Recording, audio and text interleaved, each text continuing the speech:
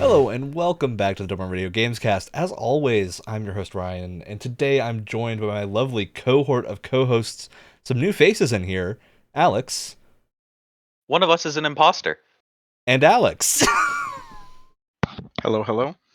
As well as Will. Hello there. And Griffin. Griffin's been on a few things before, but Will is brand new. We're all here to talk about some D&D stuff. Because we all play D&D or various tabletop games, mostly together, though in separate groups. I have my own D&D group here, and then we have our Blades in the Dark group here to talk about some stuff. Minus one player, unfortunately. But 5e released some stuff recently, and we're going to talk about it. Statement. There's a few things we got to say. Dragonlance? Besides Dragonlance, yeah, unfortunately. They did not stop with Dragonlance. I kind of forgot that came out. Didn't they start with Dragonlance? Yeah, I heard good things about Dragonlance beforehand. Yeah, as a note here, so this is one of those episodes where we're talking about hardcore games industry stuff, which means Griffin and I need to put a disclaimer here. We work for Blizzard Entertainment on Diablo IV. Our opinions are our own, and that's it. And nothing here is representative of Blizzard's thoughts. And we're gonna go hard, so we need to say that. I reiterate these things that Ryan has stated. Yep. There's always some weird disconnect in my mind when talking about board and tabletop game. Oh no, we lose Friday when he's talking about. Oh no, we've lost Alex. Me. Oh Look, no. The first time we do a 5-person podcast is, of course, when all the tech issues are going to happen. Right. As is the way. The gist of what we're talking about here, for those not in the loop, and the reason the podcast group has switched around, our other podcast members are not 5e players generally. They've put some other stuff, but we're talking specifically about Dungeons & Dragons 5th edition today, because Dungeons & Dragons 5th edition, Wizards of the Coast and Hasbro released some statements about an OGL. Before they released those statements, there was a leak of the OGL that went live, and there were a lot of controversial things that have happened over the next couple of weeks. There was a thing about a month ago that came out in December called the OGL update for 1D&D.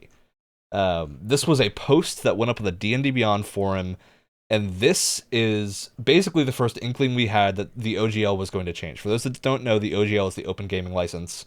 This is the license that Dungeons & Dragons is published under, that allows people to use a lot of its stuff. Will, this is, for your homebrew type publishing, the most important thing for a lot of people, because it means you can publish with things intended to be used with D&D. An important thing to note on. Oh, yeah, I was just going to say super quick, just to add some context as well. I think it's also important to note the OGL has not always been a facet of D&D. This came about in, I believe, late 90s, early 2000s, around the launch of 3rd edition Dungeons & Dragons. Yes. So there's a lot of the discussion, if you see stuff online, is people discussing how the games industry now could mirror what it looked like in the 90s, now that people may not be able to use... well, I'm getting ahead of myself. I think it's been about 23 years, actually. Yeah, but it's been in effect for a very long time, which is why we have seen this kind of homogenizing in the industry of all these companies releasing games and settings under the Dungeons & Dragons rule set. And as someone who... Go ahead, Will. As someone who had hoped to kind of potentially break into that industry, I love homebrew. I like making homebrew. I have so many things I have gotten. I have over 120 supplements I have taken part in. But yes, they could not exist without the OGL, to put it briefly. Yeah. And you guys may know...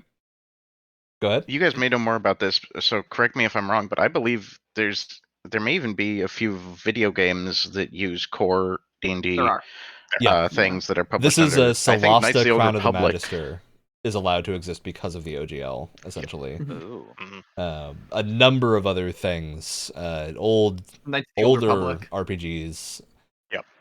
Knights of the Old Republic, really? Knights of the Old Republic is based on 3rd edition Dungeons & Dragons. Yeah. Oh, wow. Because they had previously made Baldur's Gate and basically reskinned a lot of those game mechanics in the background to fit. Well, it was also during the early 2000s. So that's a whole side topic, but Star Wars for a period during the early 2000s, they released a like OGL 3rd edition Dungeons and Dragons Star Wars role-playing game.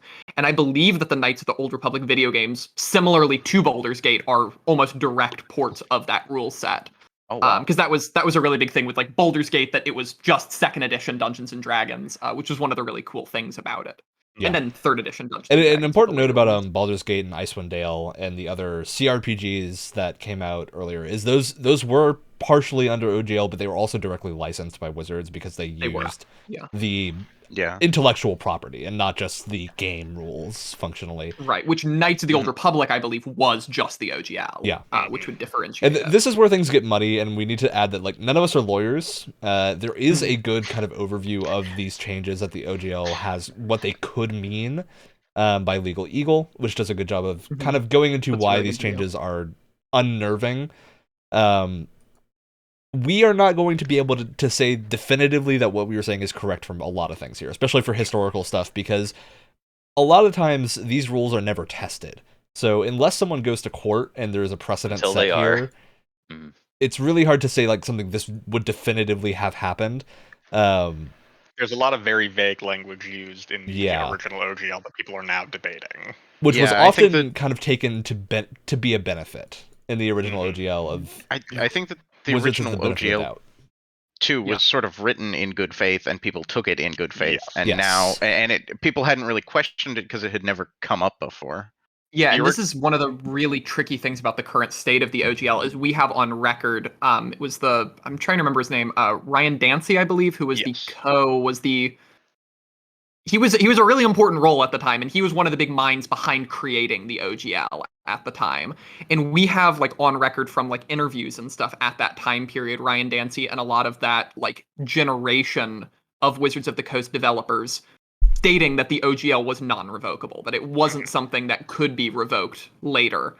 But the current debate that's really happening right now, and where this is all coming down to, is certain terminology in the OGL that is challenging whether those claims by Ryan Dancy and that generation of Wizards people actually match the wording in the OGL, which Wizards of the Coast now is pointing to and is saying that there are... It is not as cut and dry whether or not this is revocable or not as they might have claimed.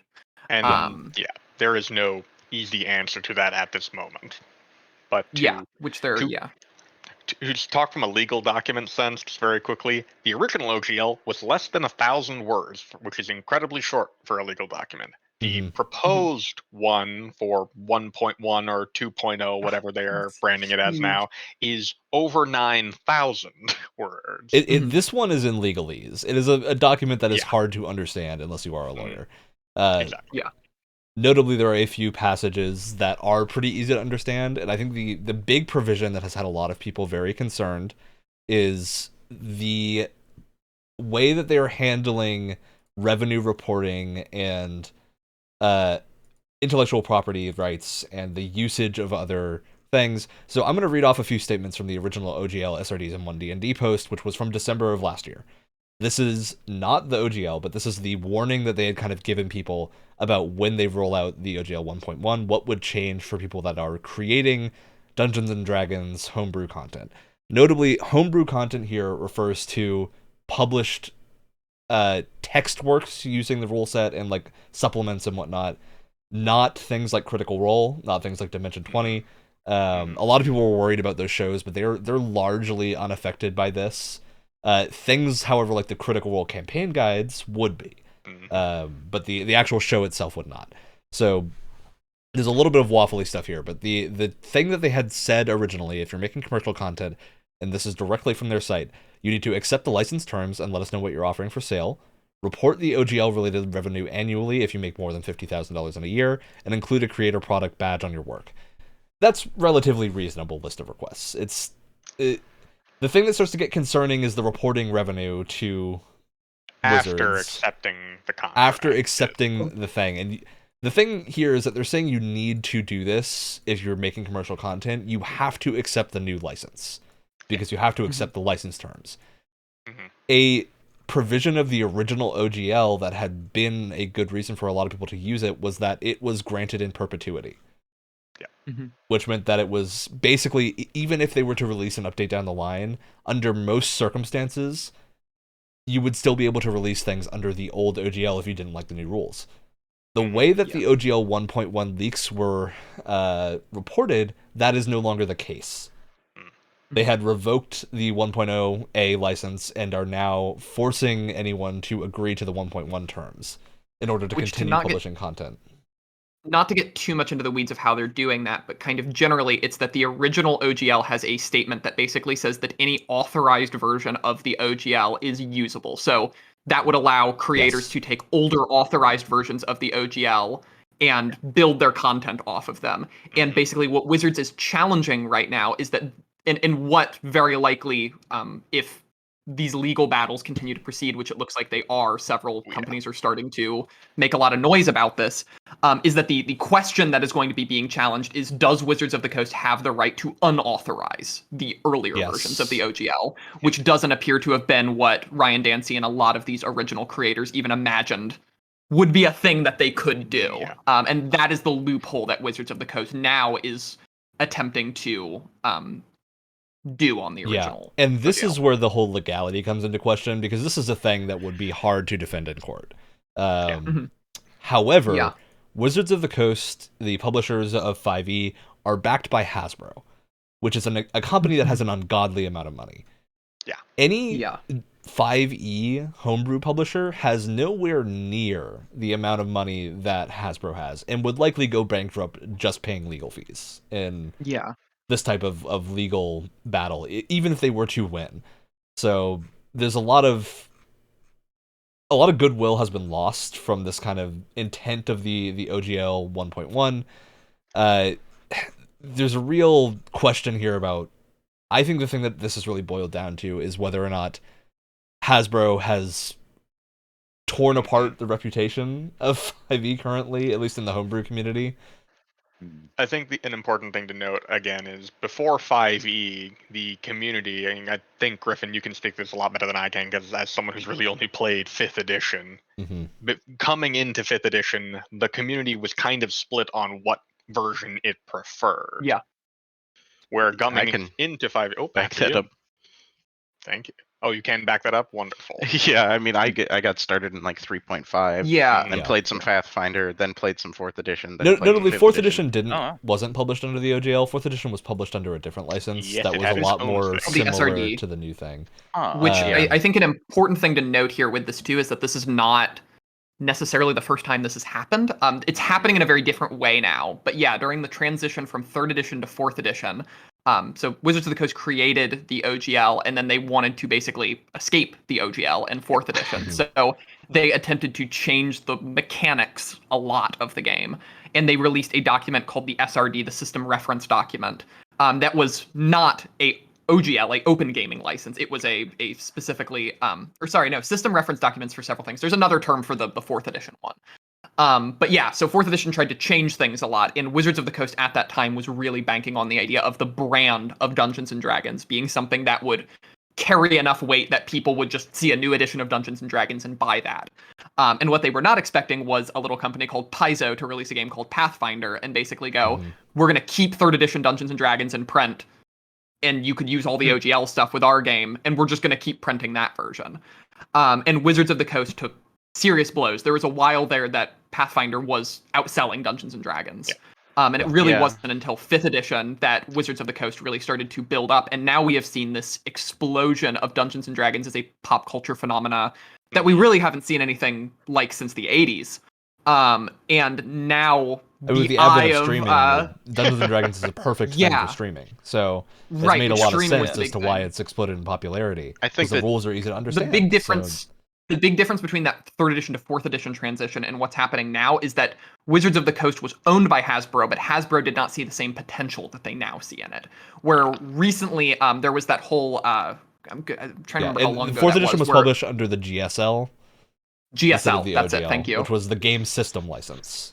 Game system license, which was much more restrictive. But now that Hasbro has their eye on it, there was that report from Hasbro a couple months back where they were talking about how Dungeons and Dragons is a under-monetized brand, and it's very obvious that a lot of the pressures we are seeing now are being backed by Hasbro, which that is the piece that is new to the history of Dungeons and Dragons. Yeah, well, I'm sure that none of the writers, like game developers, I don't know the right term for it, but folks who are writing the books, I'm sure that they are all for the original OGL. I think this is definitely a decision, and I'm sure we all agree that is coming from higher up than just the creators. I've heard bully many the individuals thing. That is rumors, because I don't know.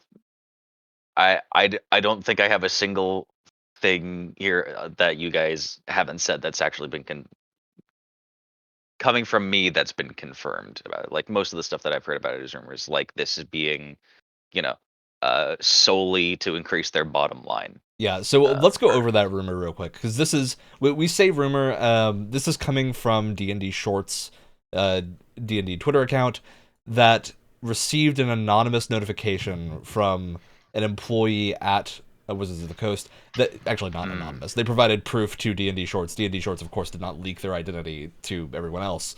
That stated essentially this OGL announcement was not coming from the majority of the people creating content. It was coming from higher ups, and most people were not aware of it until very quickly afterwards. The first internal memo had gone out on the 10th or 11th. This news had leaked around the same time. So a lot of confusing things here. The leadership's first communication to the rank and file in the OGL was 30 minutes on 1/11/23, so January 11th. That's not a good look for an internal thing, especially for this being such a huge thing that they were planning on dropping very quickly. The OGL rollout, the reason this has become more interesting to talk about now is that this has been delayed. So this OGL that was going to drop has been delayed, and it will return. It's going to come back at some point. Yeah. The question is how much different it will be. And their reasoning for delaying it, I think a lot of people just see through quite easily because of how little notice they were given at first. This was meant for just meant to try to increase profits, and then they come up with the statement trying to backpedal things where it's like, we released this to gauge your guys' opinion on what was we're gonna get back to that in a minute. So I'm gonna talk to what you had said in the first half of that sentence, Alex, which is the reason that this has been delayed. So the big leak that was part of this internal employee thing that had been leaked out to D&D Shorts is that the reason this delay happened is specifically because of D&D Beyond subscriptions and cancellations. Because there was a campaign driven by a number of people who headed up a lot of social media for Dungeons & Dragons fan groups, stuff like the Reddit and whatnot, who were basically campaigning for people to cancel their D&D Beyond subscriptions, because that is a monetary way to show Hasbro that people are not happy with what's happening. It's the voting with your wallet thing. Yep. Because Hasbro as a company is large enough that they can kind of eat the image loss. However, whether or not D&D is large enough to eat that image loss, I think is a very different question here. And it's clear that this had a significant financial impact if this is truly the reason that this stopped. And I could say, I have had a D&D Beyond subscription for almost 4 years now. This is the thing that got me to cancel it. So there is, I think, a lot of legitimate reason here that people have been canceling. It's I'm not a person who would normally react like that to something, but this OGL was very upsetting. in a way that D&D Beyond is super cheap, and I love using it, but I canceled mine because I just, I wanted them to know. Well, there were reasons before that I definitely saw people doing people's use of D&D Beyond dwindling because of how many times you had to buy the same content over and over again. It's also the thing of D&D Beyond has some nice tools, like the encounter builder and whatnot. Excuse me, are very handy, but they don't work with any third-party stuff, so you can't buy any third-party things. And there's a lot of excuse me. The advent of things like Critical Role, who have been publishing their own third-party campaign guides, they aren't able to be used in things like this. And so I think people are still going to other tool sets that have existed for free otherwise. And so they don't have the lockdown, and this is part of why D&D had that original OGL, is Dungeons & Dragons as a brand benefits from the content creation of these individuals and groups creating homebrew content. It's the same way that like Skyrim and Elder Scrolls games benefit from mod creators. Because even if as big as a company as they were, they can't put out infinite content. It just doesn't work like that. So when you have this incredible group of people, this incredibly large fan base who are willing to make these things themselves and supplement your own product in this way, it is both helpful and not helpful in a lot of ways. Though I think for D&D specifically, for Wizards of the Coast, it was incredibly helpful to get other people interested and engaged within its own community. Yes. Because you could fill a book with as many things as you could, but at the end of the day, you have a limit on how much you can put in it as a big name product. So eventually, I know I for one wasn't.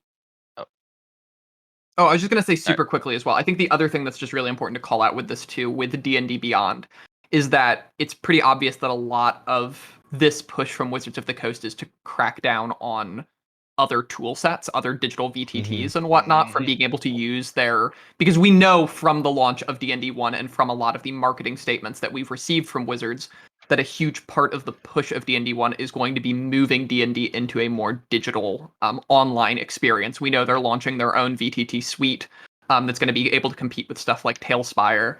We know that they are going to be integrating that in all with D&D Beyond. Great. So it is right now very much within their interest to find ways to shut down the competition. I think this is something that makes a big difference to me, is like, I understand that logic from a developer perspective of, hey, we want to have our own VTT that we can control, and we have a guarantee of quality here from our own developers. But I think the problem right now is that it doesn't exist.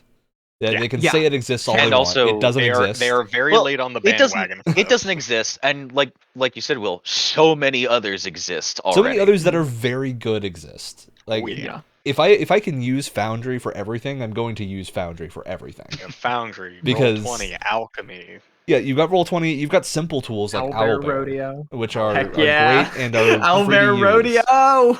And I'm curious about you guys, because I'm in a group. A lot of us DM games. A lot of us play in multiple games or have played in multiple games before. These tool sets. The thing I always find is that a simpler tool set is often better because it's easier to convert content to. Yep. Because I would hesitate to say there is anyone out there outside of very limited groups of people that just take an adventure and only use what's in the adventure in their adventure. Yeah. Because players will break that instantly. Right. You have to be able to account for things. Are you telling me players will do something unexpected? It's like I'm running an Avernus game, and by this point, it's unrecognizable. It is not. It is not the same thing. We started the same way, but past a certain point, it's like I didn't like how they did certain things because they skipped past these huge leaps of logic and things where you're like, you've told me none of the NPCs in this area that's very important. And so I'm like, well, I'm doing all the legwork anyway. I'm just going to go rewrite the campaign entirely. Yeah, there's that. There's just there you got like a better leveling structure for the pace that we were going at down. Yeah. I just think that's always the value for a VTT, right? I think it's always been the spirit of D&D to like create your own, or even in an adventure, just improvise your own.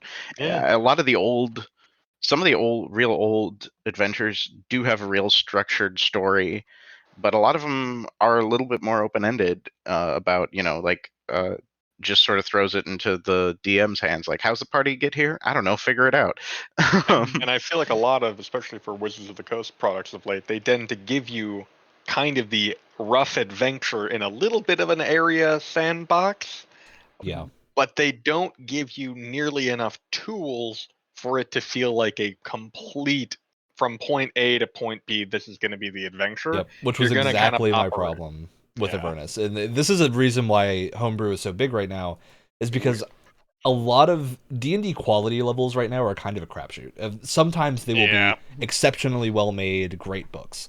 And sometimes they will present as great books, and then you start to read things like Spelljammer, and you're starting to question like where is the value for me here, because this doesn't actually tell me anything about mechanic wise what I should be doing.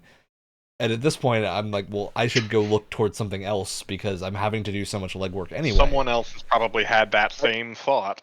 Yeah. And eventually someone will write it. Well, and then there's people. Yeah, I was just gonna say, not to segue too much into this, but like that's also just classically been an issue with D&D adventure writing. The idea of Dungeons and Dragons is wonderful at giving you really cool maps, lots of interesting creatures, and sometimes interesting situations. But oftentimes the details are where, like comparing D&D adventures to like Call of Cthulhu adventures or some of their other competitors that are out there, it's oftentimes the details in D&D adventures that feel a little bit less thought through. So yeah, oftentimes it can be weird whenever you focus on just these like campaign paths. How do you take all those moving parts, those monsters, those situations, and weave that into a coherent storyline? Well, there's an art form to prompting. Oh yeah. A dungeon master to come up with good ideas, where I don't actually need them to come up with a full plot line here or a full thing here. What I need is things I can look at, and when someone asks me what's the name of the bartender, and I can come up with a character very quickly, hopefully that fits the environment that they're in. And that's the type of thing that I find is often missing, is just little details to make places feel lived in that are very hard to come up with on the spot, because I haven't been a bartender, so I'm not going to think of little details. Question of a DM, what's their name? Because then, if it's a slippery slope, whenever the party asks someone's name, they're going to want to know their history, what their childhood was like, if they have any traumas that they can exploit. Well, this is where I think of like Blades in the Dark is the game sweet that Griffin, Will, and I run. We do a Blades in the Dark game, and Blades in the Dark. Alex is in that too. Yeah, Alex is in that as well. And Alex. And also, we don't run it. I run it, but not me, Alex. The thing that is very nice about Blades in the Dark in terms of in prompting is they give you a big list of factions, all with names, and they give you one big list of factions and a small number of important details, like who they're allied with, as well as the names of their leader and important characters, with like 2 adjectives next to them to describe what they're like. And that is more than enough to really get going with a rule set there, especially because Blades in the Dark doesn't really use NPC stats, so you don't need stat blocks for everything. And just having things like those names present and easy to access, and like when I use my Blades in the Dark thing, they have a reference sheet that the DM has with them that is just a list of city-appropriate names, which is very simple but very important to have. And I think things like that have been missing in 5e. But we've kind of gotten off of the OGL train, so I want to loop us back in a little bit. Let's circle back to what the second half of Alex's comment earlier, talking about how people's reaction to this has been very severe. There's a few key phrases in this license that are kind of, I think, pushing that. So the first one, and I think the one that is a little bit more simple to go over, is revenue. The revenue split here is if you make over $750,000 from D&D compatible content that you are publishing using this OGL license, you pay after you hit $750,000, you pay 25% to the IP holders, essentially. So this doesn't seem like that big of a cut until you realize that they're functionally doing nothing for you. This is almost the cut that like Steam takes when they sell your game, but Steam is selling your game on their storefront that they run. On their platform. Where I'm like, if you would allow homebrew publishers to publish on D&D Beyond and have it be compatible with the D&D Beyond toolset, this is a lot more reasonable if it's limited to that. But because this is just a blanket statement for everyone, this is hurting a lot of people and a lot of creators. And I think the thing is, a lot of homebrew content creators don't make that much money. Yeah. So 25% of their revenue past that point is a lot. When you factor in paying the people who are helping you to create this product for for anyone who's reaching that $750,000 threshold, they have a lot of people working on that product. When you're looking at things like Cobalt Press, that sort of thing, your actual profit is not nearly as insane as even if your Kickstarter, say, makes like $2 million, which so few of them will ever, of course. Your profit margin is dramatically smaller. Most of that is going to pay the people to do it. The other issue with it is it's just clearly shots being fired at their competitors that they just want to take out some of these other big companies that are out there, and which is why very legally dubious if they can do even that. Calling them competitors as being generous in a way because of how big Hasbro is compared to things like Kobold Press or Goblin Press, all the other homebrew publishers. It's Hasbro's introduction to tax brackets. Well, to be fair to Hasbro and Wizards of the Coast, we do have precedent of Pathfinder succeeding them as a bigger brand. I think the issue with it is just the idea of how they are going about this. Like rather than attempting to like build better products learn or from their do mistakes. things, build a better virtual tabletop, they are attempting to take a old document which was very much not meant to do this and find ways to twist it in such a way that they can directly attack the profit margins and remove of their the ability to ever Honestly, publish under that old product. And licensing de-incentivize the smaller people from wanting to become bigger companies, because once you hit that amount, Wizards gets to start tapping into your profit margin, which is going to de-incentivize people from wanting to become bigger companies, which is obviously the goal of Wizards of the Coast. You've graduated to 750K, and goes the IV. Like me, who wanted to break into that industry potentially. Talk about being flashbanged by words reading the proposed OGL. Oh, legalese is always horrifying. And I am a former business student, so I am able to parse that. I'm becoming a history teacher, take that as you will, not actual legal advice, but it is stark. It is a stark in very, very dark comparison when looking at the previous OGL and everything that happened was able to happen because of that. Thinking forward in the future, it's a very different ballgame playing with the different rules. Yeah, and the other pot calling the kettle black situation in this whole thing is that all throughout Wizards' language, they are using this language of we are trying to have these amounts of money so as to stop like corporations or as to stop large like I'm trying to remember what the exact terminology they used in their update to the open gaming license, which I know we're going to talk about later. But they specifically referred to it in terms of like our goal was not to go after small creators, it was to go after large corporations, which is obviously this like turning of the tables of like they are a large corporation that's trying to be greedy, but they are trying to paint Paizo and Kobold Press as the large corporation. And we're going to talk about that in just a few moments, because there's a lot to say about that statement in specific. A whole lot. But before we do that, I do want to go over a little bit of the other actual things that were in this original OGL 1.1 leak. So the big thing was that revenue split. That was one part. What I would say far more concerning portion of this is the provision they had that functionally allows them to use third-party created content without any limitations. Royalties. Yep. So that's extremely concerning, because it functionally means if you were publishing third-party content, you have no control over D&D's ability to use it. And there's a two-way street here. Product and just use it themselves, give it to somebody else. There's a two-way street here, because the OGL 1.0 was not meant to prevent that. It was always intended that third-party publishers would publish things that Wizards would adopt at certain points to make the game better, right? Yeah. There was this attitude of sharing kind of like an open source piece of software where you would give and take from each other. Refining the mechanics over time. But the thing here is that this is not equal, because the way that it refers to this additional content would likely allow for things. Again, this is the part where I'm not a lawyer, none of us are lawyers, so we can't say for certain that this is what would be allowed to use in this OGL. So there's a couple of things here that would really affect the other thing, the publishing ability of these.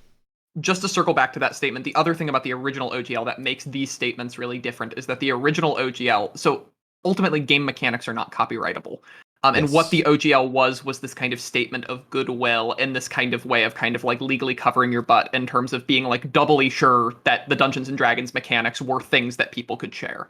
And that's a whole thing with this. But the important part with that is that ultimately that sharing mentality that was connected to the OGL was about mechanics. It was about this idea of being able to being able to move the D&D mechanics forward by all these people working and playing with it. Where the big difference in the new OGL is that they are not talking about mechanics, they are talking about IP. The idea that like you could create a character associated with one of your adventures, who's like an NPC or something, and Wizards of the Coast could tear that character screaming from your piece of like your work, use it in one of their things, and they owe you no royalties for that. And I'm going to read out the exact wording from this leaked OGL. Yeah. Again, this is a leak, so whether or not this was the final draft that was going to be published or not is not known.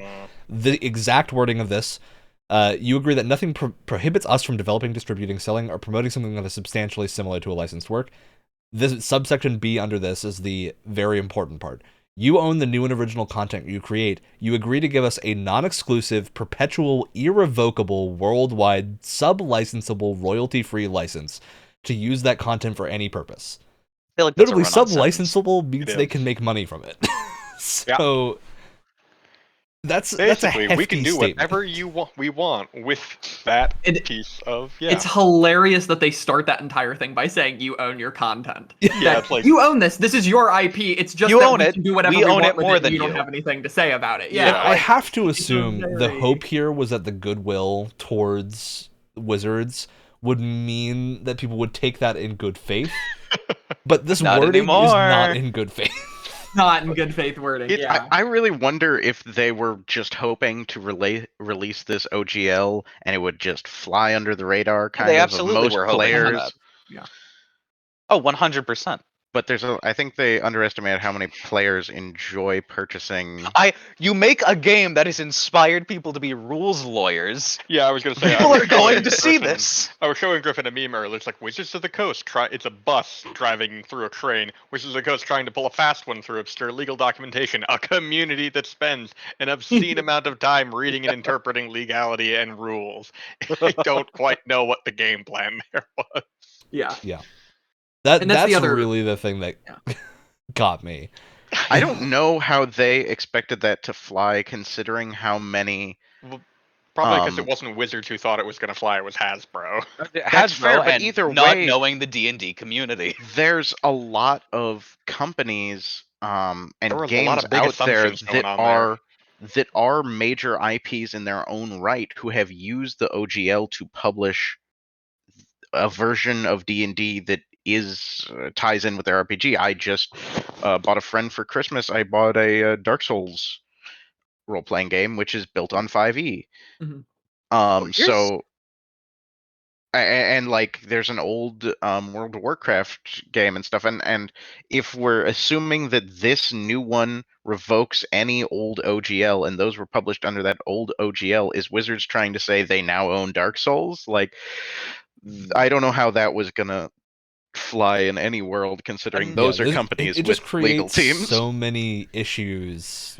Yeah, because the wording here is so strong. Well, another question I have about possible IPs and stuff. What is going to be going on with the Dungeons and Dragons movie?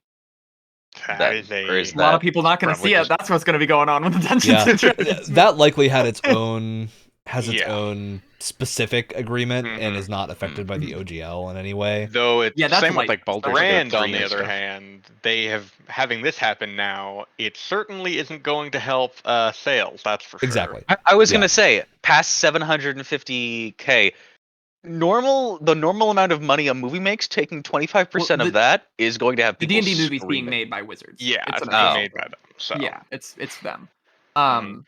Yeah, the other thing with this was, in a lot of this language as we're moving forward into these sections and we're hearing the language that Wizards of the Coast is using for this, it's also important to keep in mind that Wizards of the Coast, this original draft that we're going through right now, this was sent out to a number of companies. I believe you already mentioned that this was sent out to a number of companies to sign as a document with contracts before it was reached out to people. And additionally, this document was going to be released, I believe, 9 days before it took effect. Yep. So this document, it's a pretty flimsy argument for Wizards of the Coast to be saying that this was a draft or this was originally supposed to take effect on the 13th, and they sent it out on the 4th, I believe. Yeah, it's very obvious that a lot of this, because we've been talking about that like a lot of this was obviously meant to be sprung on people and to catch a lot of people unawares. Giving someone only a week warfare. to react to a completely new license that also revokes the old license is... That was previously unrevocable. Yeah. And Wizards of the Coast in the new license, another part of it, which I don't know if you had notes on with it too, but one of the statements that's in there is the ability for them to continue to update this new license. I was going to get to this as well. With no notice. So this was another thing about that original OGL is that the idea of they weren't going to pull the rug out from people. Now they have done that. At least with 4th edition, they used a different license that didn't affect the old license. Right. This time they are updating the old license and removing the ability. This is the damage that they're doing to their public image right now, is what trust can creators have that this won't get worse after you pull the rug out from under them and do it in such, what I would say is bad faith, and pull this. It's really a terrible look. And we tend to avoid strong language on a lot of this podcast in terms of moral judgments on things, because it's not... Yeah. We don't usually have things like contract and license stuff to go over on the main podcast on video game front. But with this tabletop license is egregious. And things, they're totally within their rights to make these changes. Like, it is a thing that they are... No one can stop them from doing this outside of the court of public opinion and money. I think it would have been one thing had the original OGL never existed. If if they said we own all the IP, everything you publish, we own. If it had always been like this, I don't think anyone would have batted an eye. Who knows if D&D would have gotten this far, not though. The world but we live in. Exactly, so it's really more about the rapid change than it is the you can't create things as part of our game. It's just the reversal. I don't want to call it a 180, but it's at no least one likes surprises. Like 100. The place where they're really stepping out of line in terms of this is the trying to change the old OGL, because I don't think anyone would have these issues if these were all changes to the new OGL. But Wizards of the Coast also understands that if they tried to make these super like draconian, see what I did there, Dragonlance, changes to the new OGL, and the old OGL was in effect, that there would probably be a very good chance that people would just keep using the old OGL. So where did and that's 4th edition, which would just make it affect the new exactly, edition. Which that's exactly what happened in 4th edition, which is where this is getting really sketchy, is that they are trying to retroactively go back and shut down the old OGL. It's really funny to me, because they're trying to prevent what happened with Paizo when they did the GCL, the GCL, that was what it was called? GSL. The GSL, and that's 4th edition. That's also the really important. Yeah, that's also the really important reason why it not only these large changes, but ultimately what is the most important is to ensure that Wizards of the Coast can't change the old OGL at all. Like, it is fine for them to do whatever changes they're doing, but the line that the community really needs to draw, and where the community is drawing, is that changes to the old OGL, because so much of the gaming industry is built on that foundation. It's active publishing projects that are currently in development and whatnot are using that old license and suddenly cannot publish with it, which creates they will basically be problems. Forced to end right where they are. There's nothing they can do. They will probably have to backpedal. They either have to agree or completely backpedal, which agreeing means you lose all of your power in negotiation here. This is the sort of for a lot of the community, given inks, they're going to take the entire planet. All right, we're going to talk about the update now. And I'm going to read this update out word for word, because it's going to take a minute, but I think the wording here is extremely important.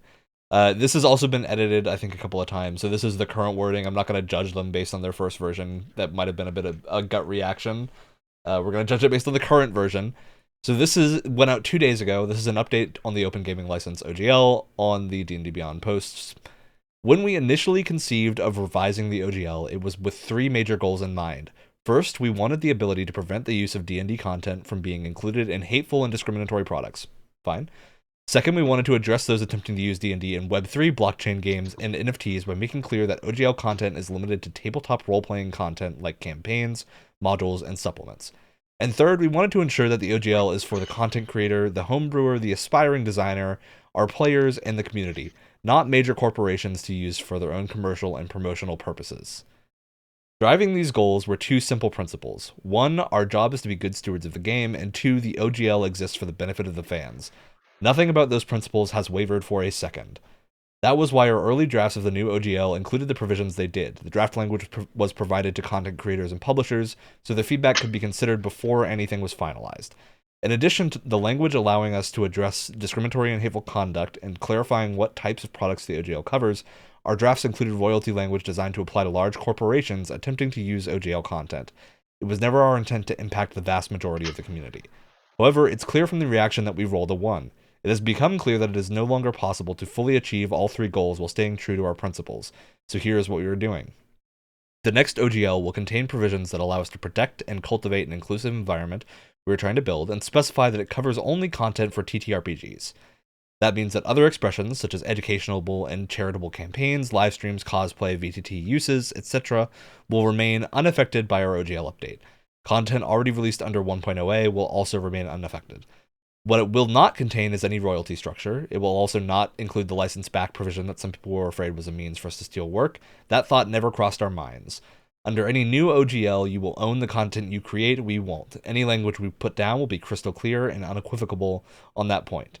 The license back language was intended to protect us and our partners from creators who incorrectly allege that we steal their work simply because of coincidental similarities. As we continue to invest in the game that we love and move forward with partnerships in film, television, and digital games, that risk is simply too great to ignore. The new OGL will contain provisions to address that risk, but we will do it without a license back and without suggesting we have the rights to the content you create. Your ideas and imagination are what makes this game special, and that belongs to you. A couple of last thoughts. First, we won't be able to release the new OGL today because we need to make sure we get it right, but it is coming. Second, you're going to hear people say that they won and we lost because making your voices heard forced us to change our plans. Those people will only be half right. They won and so did we. Our plan was always to solicit the input of our community before any update to the OGL. The drafts you've seen were attempting to do just that. We want to always delight fans and create experiences together that everyone loves. We realized that we did not do that this time, and we are sorry for that. Our goal was to get exactly the type of feedback on which provisions worked and which did not, which we ultimately got from you. Any change this major could only have been done well if we were willing to take that feedback, no matter how it was provided. So we are. Thank you for caring enough to let us know what works and what doesn't, what you need and what scares you. Without knowing that, we can't do our part to make the new OGL match our principles. Finally, we'd appreciate the chance to make this right. We love D&D's devoted players and the creators who take them on so many incredible adventures. We won't let you down. I'm sorry, but you already have. Is my reaction to that. It breaks my heart. This somehow feels like, I guess, quote unquote, the most sincere corporate apology I've ever heard, which isn't saying much, but there's some parts in it. There's some layers to it, honestly. Two really important takeaways from this. Takeaway number 1 is the amount of times in all that you just read out, Ryan, that they refer to other companies as major corporations. There is very much this language that is trying to, as much as possible, decentralize the idea of themselves as major corporations. And let's be clear, as people that understand the tabletop industry, when they are saying major corporations, they are meaning Paizo, they are meaning Kobold Press, and they are meaning the Critical Role's company. I'm trying to remember their name. Darrington Press. Darrington Press. Like, those are really, and those a couple are still others. Minor corporations. So Those are minor comparatively. Minor corporations. Oh there are no other major corporations. Hasbro makes billions of dollars. I think Paizo's highest reported financial was $12 million at one point. Yeah. For now. Wow. Highest The reported. other important takeaways from that is the absolute trying to shift focus at the beginning of it to saying that they were doing it to try to stop NFTs and hate speech. I don't know about you guys, but I can't think of a single example of Dungeons and Dragons NFTs or hate speech modules that exist out there. I'm gonna actually play devil's advocate on this one. I don't know about NFTs, but last year, pretty recently, I think it was last year. Yeah, I know what you're talking about. I'm sorry, I don't have the details on this super well down, but there was a company who was claiming to be TSR or like a follow-on to TSR, but they really weren't. No Gygax was involved here, if I am correct. No Gygax involved. But Gygax not included. Yeah, I'm pretty sure it was like a company that spun off of another company that spun off of another company, and whatever this company was, I think they called themselves like TSR3 or something like that. I remember hearing about those. Yeah, they tried to do some of the stuff and published their own RPG. I think they tried to say they owned D&D and pretty quickly got shot down, and then tried to publish their own RPG under the OGL, but it was filled with hate speech, and Wizards said, "There's no way you publish this," and gave them some legal pressure. Mm-hmm. So I'm not saying that this new OGL update is necessarily about that, but that is pretty recently in their minds. And so the leaked 1.1 there has been some does have provisions for that in here. They're not lying about saying that it does have provisions to prevent racist, sexist, homophobic, transphobic content coming out. I think the line here that people may not trust is where they draw the line there. Yeah, just to follow up what I was saying with that too, I think the important thing with that though too, and I wasn't aware of that, so there may be more precedent than I was aware of in terms of that, but I think the important thing that we can't let Wizards do as a community is that they are trying to position that stuff as a reason that they are allowed to change the old OGL. Nothing in this said that they are not going to try to change the OGL, which even if Wizards of the Coast is allowed to amend the old OGL and say, add something new that says you're not allowed to create content that has hate speech in it, that is setting a precedent in court that they are now able to amend the old OGL, which that could be used for anything else at that point. It also brings up questions of when you're creating, because I think when I hear those statements, I want to, before I say this, because this is the kind of statement that if I don't word this correctly could put me in hot water. I fully agree with the intent of not allowing racism, bigotry, transphobia, etc. in tabletop gaming.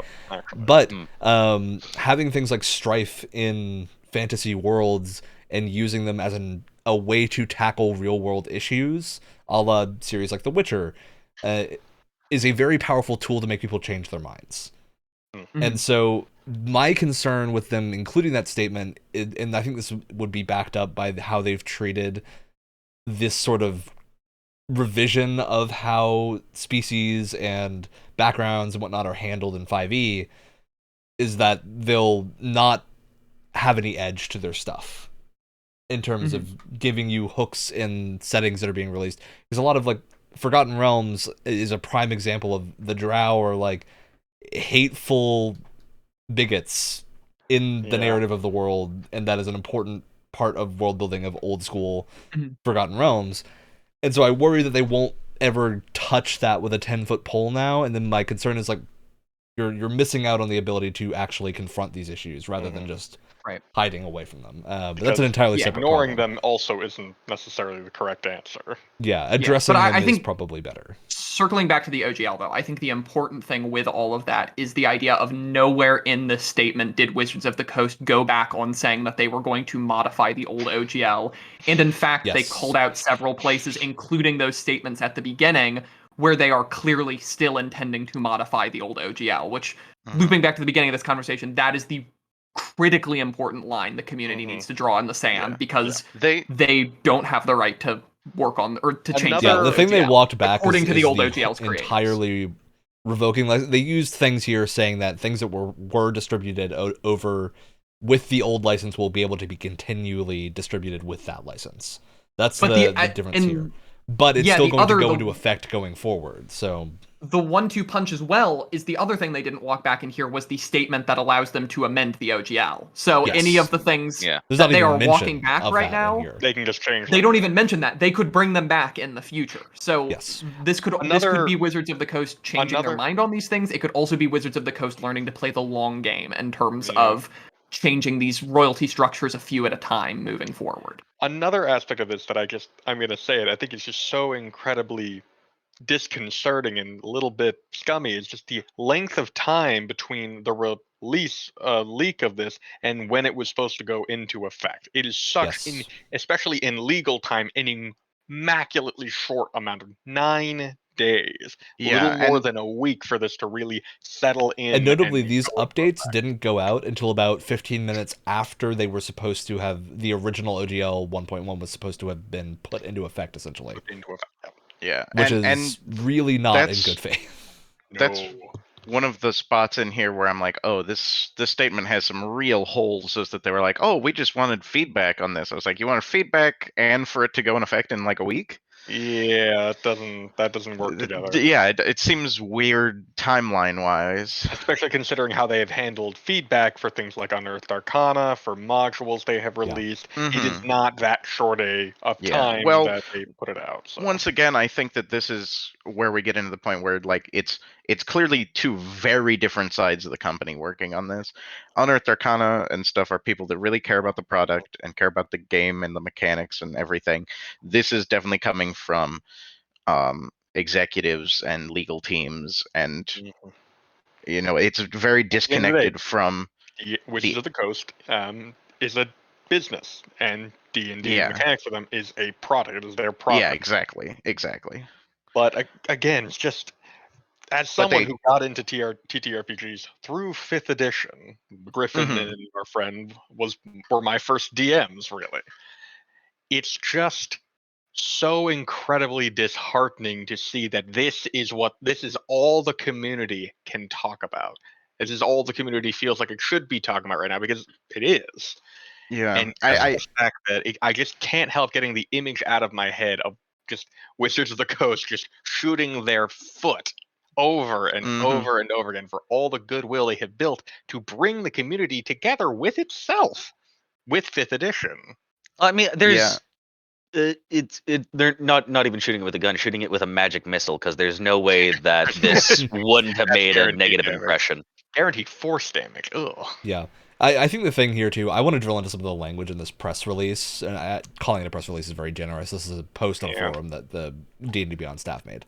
That they were trying to hide. This post is very indicative of there being probably some internal team miscommunications and disagreements. There's a few specific bits of language here I want to pull out, and I think this is a great example for how not to do PR speak. Because is it more legalese? Don't get me started. It's not legalese at all. There's just this document, this post is worded in a way that is aggressive towards the reader if you had a problem with the original. So I'm going to read out one of the paragraphs here that really didn't need to be included. What a great stance. A couple of last thoughts. First, we won't be able to release the new OGL today. That makes sense. It's fine to delay the release and say that in the paper, because obviously that is what we're talking about. That's fine.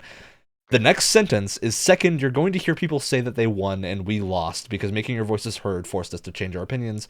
These people will only be half right. They won and so did we. What do you gain from including that?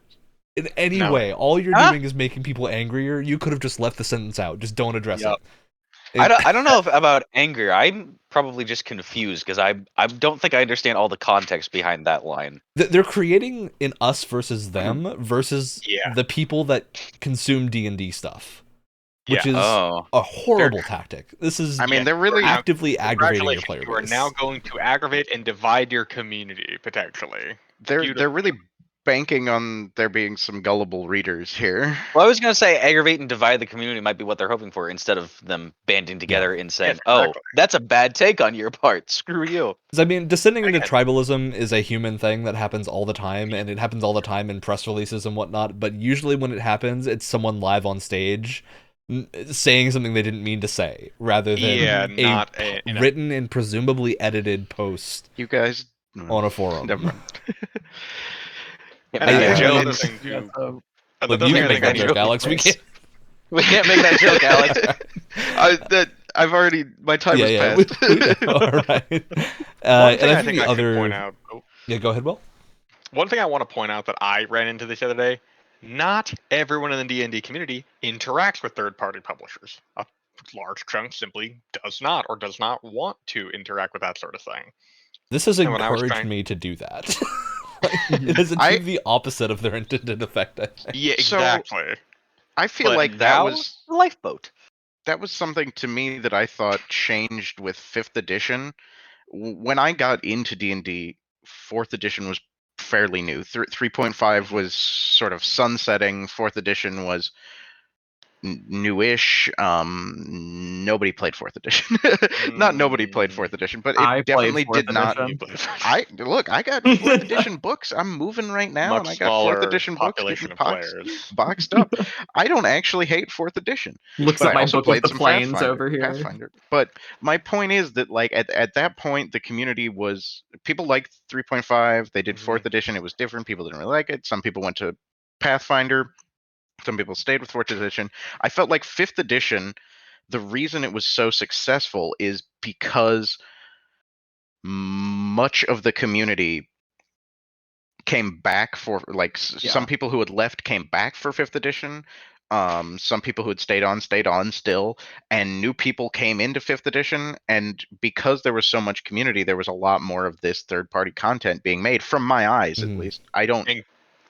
To support that, can I give you my incredibly biased opinion as a homebrewer myself? I have tried looking for it. There is nothing. There is really no like fan created content for 4th edition. There really it doesn't exist. Especially partly because the GSL was way more restrictive. Well, except oh my gosh, Goodman Games. Goodman Games did, but Goodman Games is an absolutely legendary company. They do Dungeon Crawl Classics. They do the original adventures reincarnated for 5th edition.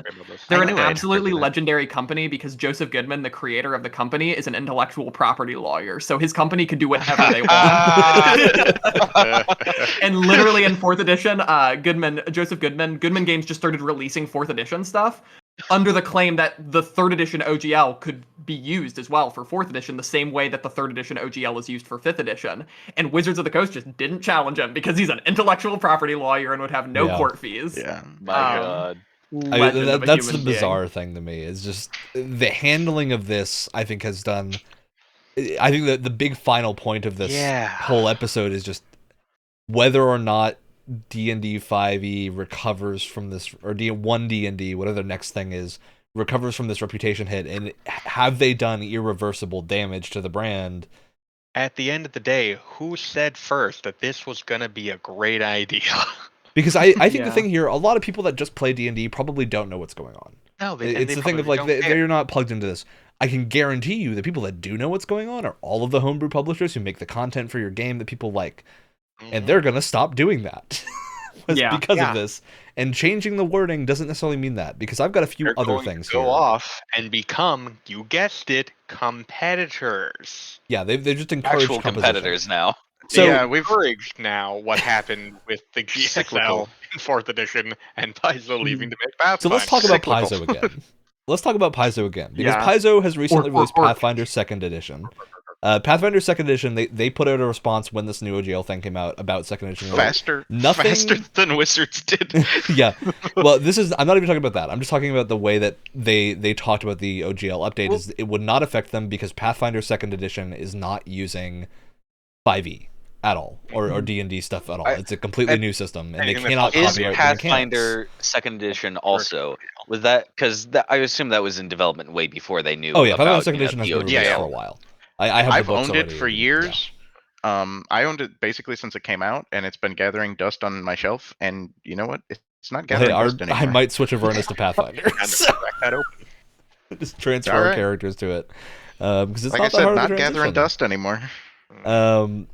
Yeah, so there's a few statements in here. The big thing is that Paizo had also been, and this had already been worked on. This wasn't a surprise announcement. No. What was probably surprising is the speed with which they got it out right after this, which is Paizo is announcing a system-neutral open RPG license. Yeah. And there's a lot of statements here that I think it would take us too long to go into, but I think the big vote of confidence here is that this, what they call the ORC, is not going to be owned by Paizo. They are transferring ownership of it to Azora Law, which is a different law company that will handle the stewardship of the license, and that way Paizo is giving up their ability to strong-arm anyone over the license, which is, I think, that the utmost show of good faith is we are going to remove our own ability to alter this completely. Is the law company going to be able to change it?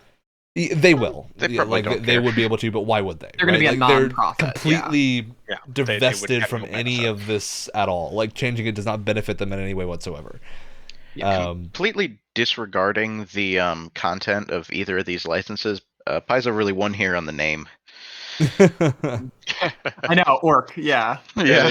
They did quite Their well. Yeah. thing. And They one also of the end their thing. I'll get back to you in a second, Griffin.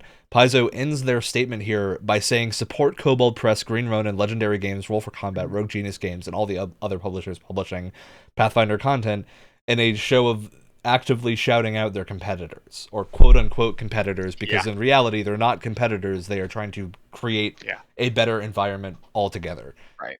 It's I the promised outlook myself here is not, they are not taking money away from you. They are driving more people to your content by creating cool stuff and Into giving the endlessly hobby, into the replayability, actual- endless replayability, and new things to do. I promised myself I would never say this on the podcast, but based.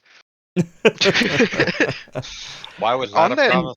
One of the awesome things about this too, with this Orc license that's being worked on, is so we have a bunch of different companies that have already committed to being a part of it, including those companies. So there's a company called Old School Essentials that is basically the flag bearer continuing the 1st and 2nd edition D&D rule set. Ooh. We have Paizo, who are the people that have built off the 3rd edition rule set with all of their games.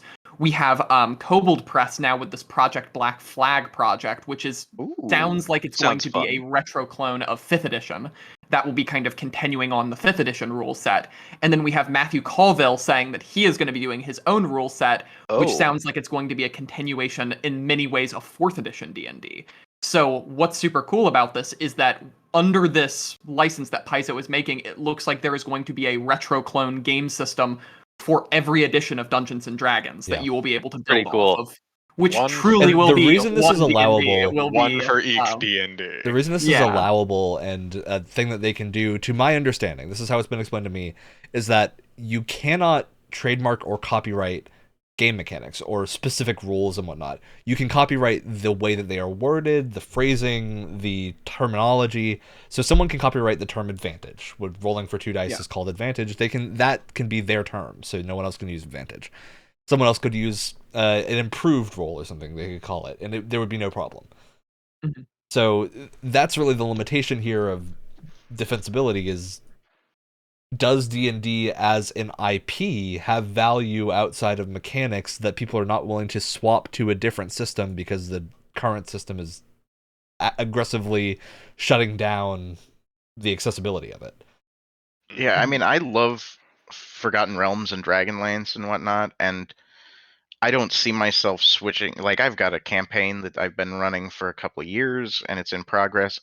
I don't think I'm going to switch it over, but my campaign after that probably wasn't going to play another Baldur's Gate themed adventure or anything, and so I'll probably and if you go did, with what's Pathfinder preventing you from using a different system? Yeah, exactly. And that's it. I'm just like, for now, it's just like, I'm going to keep playing D&D 5th edition because everybody's got their characters there. I've planned it out. And in the end of the day, I like D&D 5th edition. I don't like what these changes, but and I like that's the thing. At the end of the day, this shouldn't be 5e now bad. That's not. I don't think that's the whole point. 5e is a great system. I love 5e. There's a reason it's popular. Exactly. But the fact that our first episode on Dungeons & Dragons 5th edition is about them changing the OGL to be much worse is a bad thing. To attack not only their community, not only the third-party publishers, to attack their competitors. It is just this one big swinging move to try and I genuinely, I just don't quite understand what they thought the response to this was going to be. I was gonna say, I don't know if we're gonna have time this episode. It would be kind of fun to end the episode with a shout out to different RPG systems, just like some always end the random ones. We always so end like Griffin. That's how we end the show. Cool. Of course we will. It'd be fun to just like, I'm curious what systems people would shout out in terms of that. What are we going to spend the entire time on this episode talking about this, or are we going to spend like a little bit of time talking about each other's? Alex, we've already been live for over an hour. It's an hour and 10 that minutes. went by fast. This is what I was saying. This is going to take a long time to talk about. Do we need a whole separate episode on Orc? Orc. Yeah. And one licensing really a questionable agreement thing. to never rule them all. Yeah. Yeah. Yeah. One license to rule them all. just really a decision that was made here that I think we can't really agree with. I mean, the thing here is we're not even that deep into it. I think we've laid out what the effects this will have on the layman, but and for publishers, we still they don't already know. Yeah, like the thing here is any publisher that is relying on 5e content to earn their keep and pay their staff is probably going to change systems after this. Because this is such a show of bad faith to their existence. Like, this is not even a minor hit. This could kill companies. And that is... This is Wizards of the Coast saying, we don't want you to exist. Yeah.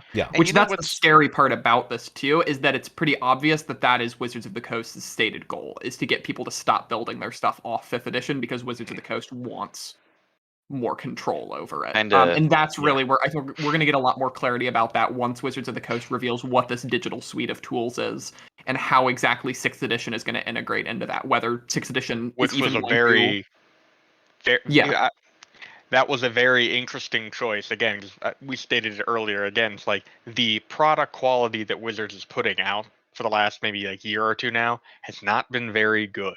So if they are going to basically tell people they can't make 4 things within 5th edition, if they want to get that money then flowing back to them, they're going to need to make some significant changes to how they're handling their releases. Yeah, and that's kind of what they did at the beginning of 5th edition. Yeah, but to look back as well to the update to the open gaming license, I think another really important point to pull from this in what we're discussing right now is where they say we have 2 simple principles. Their first principle is to be good stewards of the game, which is positioning Wizards of the Coast as the stewards of the OGL, which was not understood that way before. And the second one is, and I think this is the most telling, is to say that the OGL exists for the benefit of the fans. It is implying that the OGL is for the use of, and they use more language early on about the idea of the homebrewer, the content creator, the aspiring designer. Not the designer, the aspiring designer. Right, it is very obvious that they are I'm glad you called that out, because I wanted to earlier. Yeah, and that they are specifically being like, we want this to be something that you cute little aspiring designers can keep making your fun little wacky adventures. If you write any piece of D&D homebrew, if you've homebrewed a single monster, you're a designer. You're not an aspiring designer. You're a designer. You did it. You did it. Yeah. It's weird to me too because well done. I also consider like homebrew and stuff published under the OGL pretty different. When I tweak rules, it's homebrew. When you publish stuff under the OGL, it is homebrew, but it's on another level. And their language here makes it sound like, when you are everybody's little tabletop kitchen table homebrew is under the OGL. I was like, under the OGL, I didn't think it was under anything. Right, that's the point I was trying to highlight, was the idea that they are specifying that they only care about that kind of kitchen table homebrew. It's almost like they're belittling their competitors. Yeah. They are actively against those other companies that they are labeling as corporations that are their enemy they're trying to fight against. Yeah, and I'm sorry to go back on this again, too, but the idea of these other companies being their competitors is still so odd to me. Even Paizo, which is probably their biggest competitor in terms of taking fans away from 5th edition, I believe, now correct me if I'm wrong, but I believe Paizo has gone back and republished some of their Pathfinder adventures as 5th edition adventures. They've been doing that currently. They've published a lot of them. You can play Kingmaker in 5th edition now. Yep. Wow. And so many I'll be playing it in Pathfinder instead. That they view as their competitors and such, they support official releases. They continue to tell so many of their fans to support official releases because it helps add further into the game itself. 5e added, and Pathfinder 1st edition had existed in very separate spaces for a long time, to where I wouldn't even necessarily call them competitors because they were for different audiences. Yeah. Pathfinder was really for people that really liked 3.5e and wanted to continue in that type of system and have a little bit more complexity in terms of number keeping, but a little bit more mechanical flavor. 5e was a little bit more flavor of you can now reflavor abilities to be what you want, but mechanics wise, it's still going to be a fireball, right? It's not going to be. You can narrate it to be whatever you want. A giant bird, phoenix, or whatever, but it's still a fireball. Yeah, and I think that those appeal to 2 different types of people, and so I don't necessarily think you're taking customers, but now they've called them out as competition, and I think this is seriously driving people to 2e. It's really just a bizarre set of choices. It's weird to me too that like I don't think I know anyone who plays Pathfinder that doesn't at least own the 5th edition player's handbook. Yep. Mm-hmm. I know a lot. Yeah, of I find a lot of love people will play Pathfinder 5th edition and then they'll either stick with it for a long time or they'll gravitate to other systems. Yeah, It's like how I've ended up finding systems like Blades in the Dark is because I was like, well, 5th edition's not going to work for this type of game because it doesn't really and it doesn't work have the for mechanics to work that. So I'm going to look for a thing that does. And Well, that's an once you realize that, you realize there is likely an RPG that works for every type of game that you want to run that is more specific to that style of play. There's a reason like 5e and Call of Cthulhu are not competitors. No. Yeah. Because Call of Cthulhu does what Call of Cthulhu does way better than 5e could. There's a without taking Call of Cthulhu. Although wait till we get to shoutouts because there is a system coming out that I think is a built off the Call of Cthulhu rule set that I think is very cool and it's very D&D-ish. Well, like, you can take individual systems for things. This is the thing I like about things like Matthew Colville's supplements is they are technically system agnostic a lot of the time. They fit in really well with 5e, but you could use those in Pathfinder very easily. Just you don't need to change the rules. You just would change how certain stats align if they're I've different stats. Felt that way about the Tal'Dorei campaign setting. Yeah, I bought that book and loved it, but a lot of it's just setting things, and there is some loot and stuff, but it's pretty system agnostic. Yeah, made with 5th edition in mind, but you could put it in a lot of things. Yeah, the stuff that would be harder is things like magic items, but I think you generally expect that to be harder if you're taking rules and applying them to something else, so that's not really a problem. But again, not all magic items are necessarily that hard, because sometimes they get, hey, here's a thing, it does this. Or here's the thing, roll a d20 and do one of these things, right? And that, you can still do that even if the system is not a d20 system.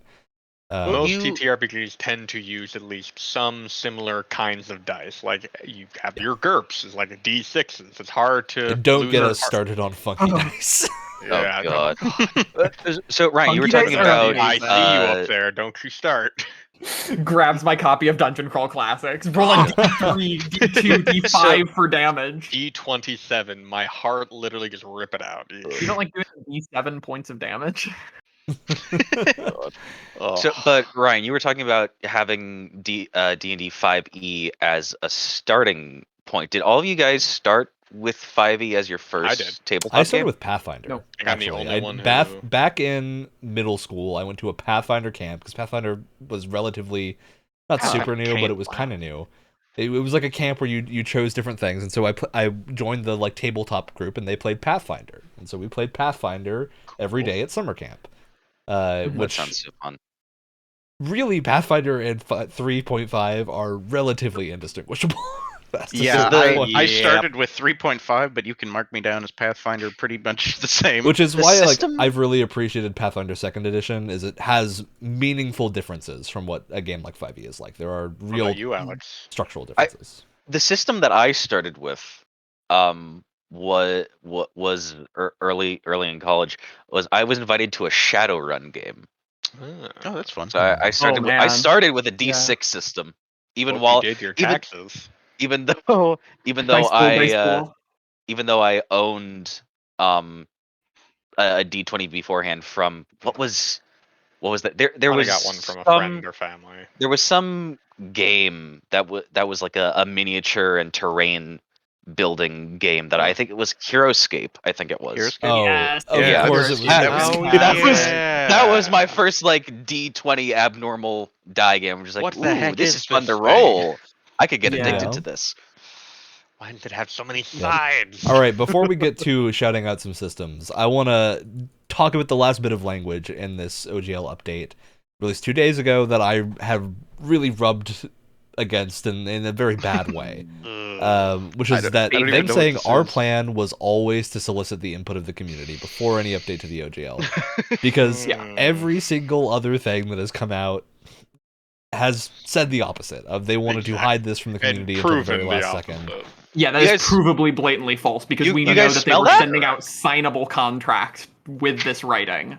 This was not a draft. And the thing is, you can just leave out the word always. You can say, we've realized that we made a mistake and we're now going to solicit your feedback. You can leave the language that you had already thought of that out, and it's a much better statement. Yeah. It doesn't encourage more vitriol. It's What I find another so amazing foot about into this the is that grave. it's not that they should have added more to this necessarily so much as they should have left a good chunk of it out. Yeah. Yeah, just leave all the language out that is basically attacking your player base It and really attacking their felt like there was intelligence. a bit of vindication in this one. I think that's the Absolutely. correct word. It's Yeah. bizarre. This is how I would write a D&D villains press release. Like you have now Hey, defeated the There's BBEG in a battle, but joke's on you, they're also a lawyer. So I was gonna say there's gonna be a lot of really good inspiration for future D&D campaign villains now. Goodness. I was- already saw someone on Twitter saying that they're going to have the 1.1 OGL nailed to who's the big bad guy from Descent into Avernus? Zariel? Zariel? Zariel's worship. That they're going to have the giant legal document that the Devil's worship is going to be the Yep. 1.1 OGL because the Devils are all obsessed with legal And the thing is, documents like, and law and order. That sentence that I just read out, they repeat not the same sentence and not the same words, but they repeat the same sentence over and over. Of this entire paragraph is then after that, it's our goal was to get exactly the type of feedback on which provisions worked. Then any change was this the major could plan the only whole have been done time. if we were willing to take your feedback. It's over and over trying to set up You as this did- was totally our plan the whole time. Like, Except that you I don't- can't say that. like you're going to tell me that this whole debacle, again with the unsubscriptions from D&D Beyond, the crazy vitriol you have inspired towards your own company, was your plan? Because if so, I guess I was a worse business student than I thought. They've really nailed it then. If they were hoping for some feedback, You they really got it. succeeded, yeah. You really succeeded in doing all of that bad and burning bridges to the goodwill for over 23 years. Yeah, and there's I'm also one more thing I 24. noticed Like that. from the prior update they put out in December that I do think is important to talk about, which is the line of what's changing. We're making sure that the OGL 1.1 is clear about what it covers and what it doesn't. OGL 1.1 makes it clear it only covers materials created for use in or as tabletop RPGs, and those materials are only ever permitted as printed media or static electronic files. This is the thing that concerned people with VTTs. Other types of content like videos and video games are only possible through the Wizards of the Coast fan content policy or a custom agreement. This is a lot more skepticism inducing for things like Solasta that likely survived solely on the SRD. And What's more than that, it's also for things. Oh, sorry, my back. Yeah, you're still yeah, here. you're good. We can hear. Oh, we might have lost him as we were saying. now that. we maybe lost not. you. I'm back. No, I'm no, back, he's all still right. moving. Here you Sorry go. about that. It's all. Oh, we lost him. Oh no! You Also can for never have a things technically unfortunate. free episode. Looks like warp. the bad internet is contagious I'm tonight. not allowed to get this out. I'm just not allowed to get this out. It's It's also Wizards. for They've things tracked audio. meant for D&D. This is talking about like if you have dice or if you have DM screens that are meant for D&D, that falls under physical products will fall under that as well. Mhm. Yep. And that is what is so incredibly Which is weird jarring. because I have a feeling you couldn't defend that in court because unless you printed rules from 5e on it, Unless you printed 5e on it. that would be a bizarre thing to try to defend, but it does read that way. It So does. there's the fan content policy is not the worst thing in the world, but it would basically prevent anything that is like Wizards Solasta. wants that crazy Because dice goblin money. The fan content policy means that it has to be free. So Mhm. you can't do something like Solasta, which is just a bad idea. You're really just Yeah. hurting the thing that you're going for here. And the way that this policy is written does not send me a lot of encouragement that Here. getting that agreement would be an easy thing. So, No. yeah, that's just another layer of concern. It is trying to make sounds like what it's trying to do is turn homebrew that has become a whole other. It has become a business unto itself in many other ways. It is trying to turn that into really only your kitchen table rules that maybe you posted on a forum somewhere. Yeah. Just Or for fan art. The ha-has. stuff that Yeah, goes up or on fan D&D art. Beyond. It's very strange. And yes. I would question, like, would this policy now affect commissioning an artist to draw a D&D character? Can you now not do that? Like, Mhm. a lot of... Yeah. Generic fantasy character. question marks about stuff like that. Absolutely, that would not be defensible in court, right? Because you could just say this is a character that I came up with. Because we have clear examples of like, hey, Drizzt Do'Urden was a D&D campaign character before he was a book character, right? Yeah. There's tons of examples of that type of thing. So Exactly. it's demonstrably not what actually happens. But I do think this is just overall a really bad look for Wizards of the Coast, and hopefully they rethink this in a much more serious way. But I do think they've done some irreversible damage here, of likely losing all faith from many third-party publishers, which is a real shame. All right, well, let's talk about some things that we like for finally. Yay! Let's go over some good stuff. So I would like to follow Griffin's idea earlier of we're going to do shoutouts, but we're going to shout out game systems or things that we like that are tabletop gaming related. Who wants to get started? Ooh. I can start. Okay. So I got a shout out for cool tabletop game, other games to check out. As a 4th generation Swedish American, I gotta go for Drakarok Demoner, which is the most popular tabletop role playing game in Sweden, which is finally getting an English translation. One of the coolest names, Drakarok Demoner. It means demons and dragons in Swedish. DOD is usually the thing for it. The English version of it that's coming out is called Dragonbane. It's being published by a company called Free which is a Swedish company that is fantastic. They do the new edition of The One Ring. They do the Alien role-playing game.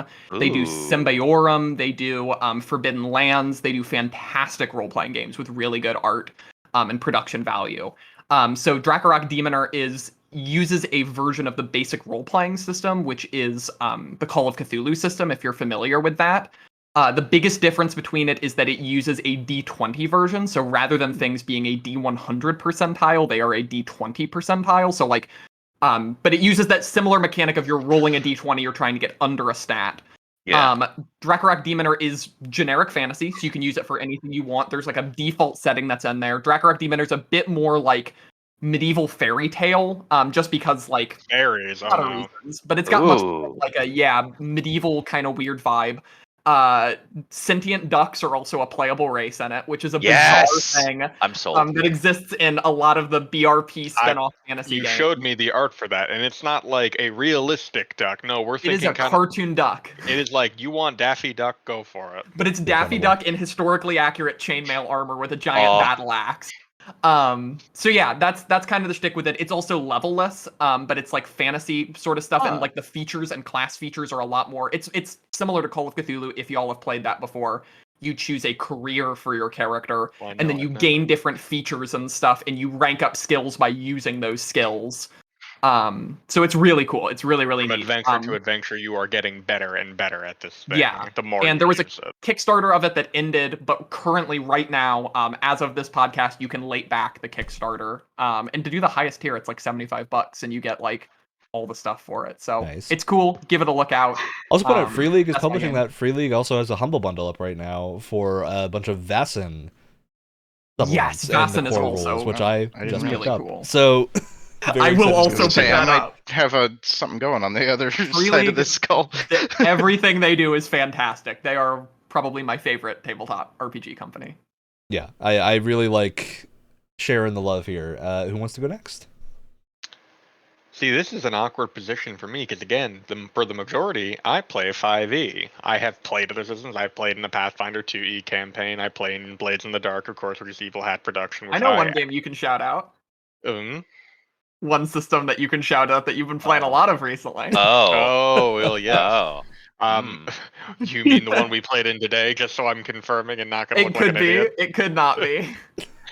We have been running in a system called Poké-Roll, in a Pokemon game. And did we confirm that is a GURPS system?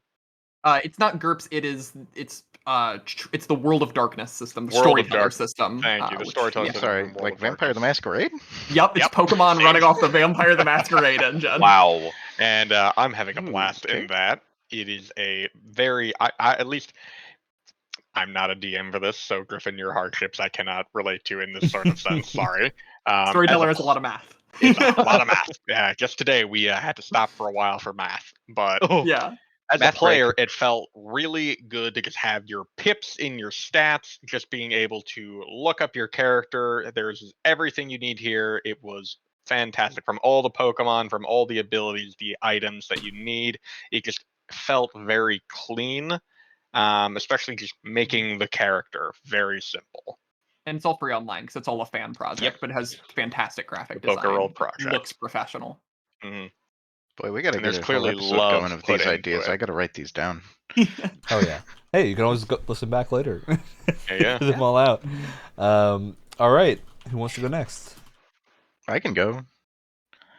Go for I guess it. I'll just I'm shout saving out... myself for last because I have one that I know none of you have played, so I will let you all take the other games. Oh. I'm sure I'm probably somewhat infamous. I DM 5th edition for a group pretty frequently. It often sort of fades out when we're all busy, but I'm probably pretty infamous on them on suggesting new systems and then planning some of it and then not following up.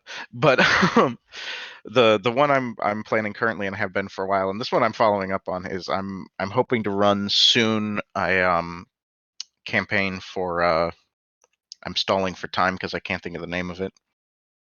It's the Warhammer 40k Wrath and Glory, which I know some people are not fans of because they like the old Warhammer 40k Deathwatch and all sorts of other ones. But I'm having just looked over the system, not played it a lot. I do like some of the flexibility in it, and it seems interesting, and I'm excited to run a campaign for that soon. If we ever do another one of these, I'll let you know how it turns out. Yeah, we definitely will do a tabletop episode again. It's been on the list to do for a long time, but this was the kick in the teeth to finally kick in the teeth, or the gun pull the trigger. Yep. Deathwatch and Dark Heresy and those old games are really good too. Although I've heard good stuff about the new Wrath and Glory. I'm also they're all good games. Not to get too much on a tangent here, but I also have the Warhammer Fantasy Roleplay 4th edition. I think that's 4th edition for that.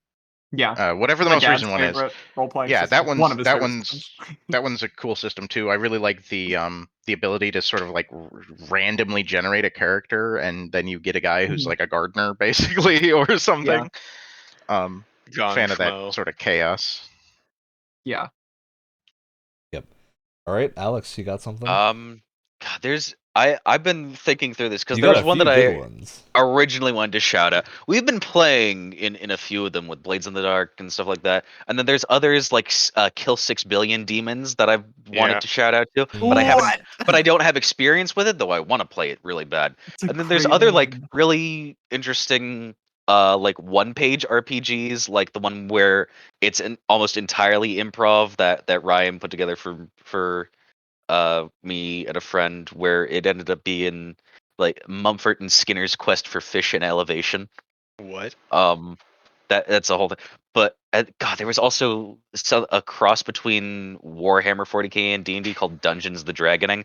But the one that I actually want to go into, I guess, more detail about for the actual shout out, now that I've rambled enough, is a RPG system for a lot of you anime fans out there that was put together by one person that I am planning on running soon, which is the JoJo's Bizarre Adventure, the RPG. Oh yeah. It is currently in version 1.4, put together by a person who goes by Esby, or ESBY. And they have a Discord for it. They have a Twitter that you can follow them on updates on. And it's just JoJo's the RPG, and it's very fun. It's a 28-page document with a dice pool system consisting of D20s, which is very fun. Finally, the classical rock TTRPG outlet that I needed. Wait, there is a dice pool D20 system? That level of chaos already feels appropriate. It is for JoJo. So fun. You know how in JoJo stands work on their stats for power. They're ranked E to A. And this is ranked with E being you roll 3d20 and take the lowest, and A being you roll 3d20 and take the highest. Holy mother of God! Great. All right. Wow. You have you have double disadvantage. Oh my gosh! Stack that disadvantage, baby. Just all D20s as well. Yeah. Oh well, all okay. D20s. I'm adding that to my list. That Whoops, sounds all amazing. D20s. Yeah, fun setup. Very All right, I got a appropriate. rapid fire list of a few things to go through. First, Blades in the Dark. We've talked about it a bunch. It's a great system. Evil Hat Yeah! Productions. Woo! The thing I really like about it, it also has a Forged in the Dark SRD that you can use and is very freely available. There's some great stuff published outside of it. One is Scum and Villainy, which is a think Star Wars mashed with heisty that's great. themed things, where instead of a crew, you run a ship. So your crew is your ship, which is a great theme. There's Band of Blades, which is about fighting an undead legion. There's Girl by Moonlight, which is a currently in production RPG about magical girls, all based off of the Blades in the Dark rules, and they sound great. There is Star Wars 5e, which is a complete redesign of 5e to fit Star Wars, which is a great, completely free production that you can download. There are multiple like book-sized I have played that actually. PDFs of it. Is a system I'm working on. Rules from that were used also in a Dimension 20 yeah, game, they used Star Trek Odyssey used modified Star Wars 5e rules, and they're really interesting because they're almost. I would put them as kind of like what Pathfinder was to 3.5, where it's a little bit more of a complicated version of the same system. Whereas Star Wars 5e, you tend to have another layer of things to do. Of every character has like a second layer instead of like just a class and a class archetype. You have a third level of archetype to choose from, which is like another set of skills, and there's a lot more subclass, stuff if you going into will. it. Yeah, it's a very complicated system, but it's super fun. The other new one that I don't have my physical stuff for yet, but I have all the digital stuff and I've given it a good read through, and it's very exciting, is Avatar Legends, which is the Avatar The Last Airbender system, which I am planning on running a mini campaign in soon. So that looks super fun, and I've liked everything I've read about that, which is also powered by the Apocalypse, same as Blades in the Dark. Not the same. Blades in the Dark doesn't use quite the same system. Oh, it is. It's powered by the Apocalypse? Yeah, Avatar Legends Avatar? is. It's Wow, 2d6 cool. and then you add numbers to it based on that. So a little bit different than Blades, but d6 system. It ain't no The final D20, one that's for sure. Yeah, that I know none of you have played is called Brindlewood Bay. I'm curious if anyone has heard of this. Brindlewood Bay is a short form RPG about, I'll read from their website, a role-playing game about a group of elderly women, members of the local Murder Mavens Mystery Book Club, who frequently find themselves investigating and solving real-life murder mysteries. That's fantastic. I was literally watching Miss Marple tonight. You can't put that in front of me. I have. The to reason find I got that this now. is so D&D scheduling is always hard. I've been looking for some things to load away in the one-shot production for next time someone can't make it and we have a smaller group. So I put this away this weekend. Look, I was also unable to speak, so it wasn't a problem. Finally, my dream of playing as Edna. Yeah, the this is elderly lady. skyrocketed to the top of the list because it's entirely designed to be done in a single session with very low prep, where you all kind of pick from the Brindlewood Bay mysteries to do and make your maven, as they put it, which is great. I just love the entire theme of this system. All right.